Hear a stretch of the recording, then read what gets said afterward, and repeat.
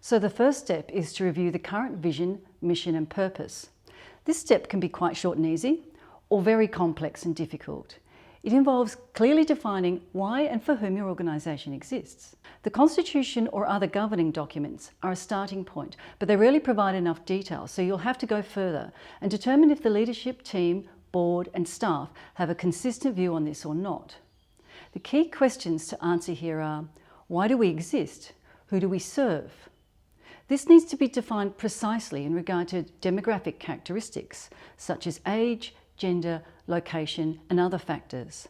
In addition to identifying the primary beneficiaries, other secondary beneficiaries and stakeholders should also be identified. And what needs do they have? Again, precision here is really important. What needs do our beneficiary group have, and how will we meet these and why? How will we deliver service? At this point, this is about your core values and culture, not the model of service delivery.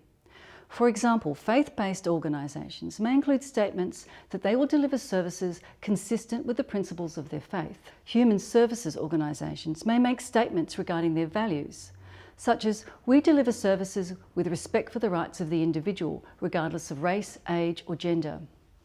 Arts organisations may state that they are focused on such things as innovation, being leading edge or emerging artists. When determining your target beneficiaries and their needs, you can't be too precise.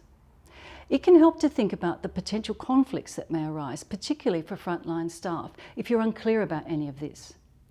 For example, who is the beneficiary of a disability, mental health or education services for children? Is it the child, the family or the broader community, or even all of these? If you have defined your beneficiary group as children and families, and your staff and the parents of the child disagree about what's in the best interest of the child, how would you resolve these differences? Should staff advocate for the child or accept the family's wishes?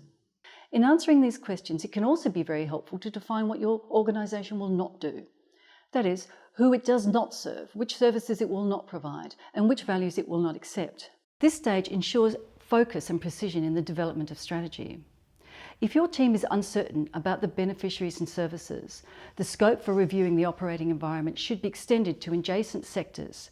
For example, if your organisation provides disability services, it may be relevant to examine the aged care, mental health, child protection or other human services sectors. If after doing this work you find your constitution is out of date, then this should be addressed at step 6. Defining your vision, mission and purpose is probably the single most important step in this process, and you should not pass go if your board and CEO haven't got real clarity and consensus. Any slight misunderstandings or disagreements create major risks for both the development of the strategy and for its effective implementation. If you're really struggling, you may want to create a draft set of statements to initiate the strategic planning process and then review and agree these after the strategic options have been developed.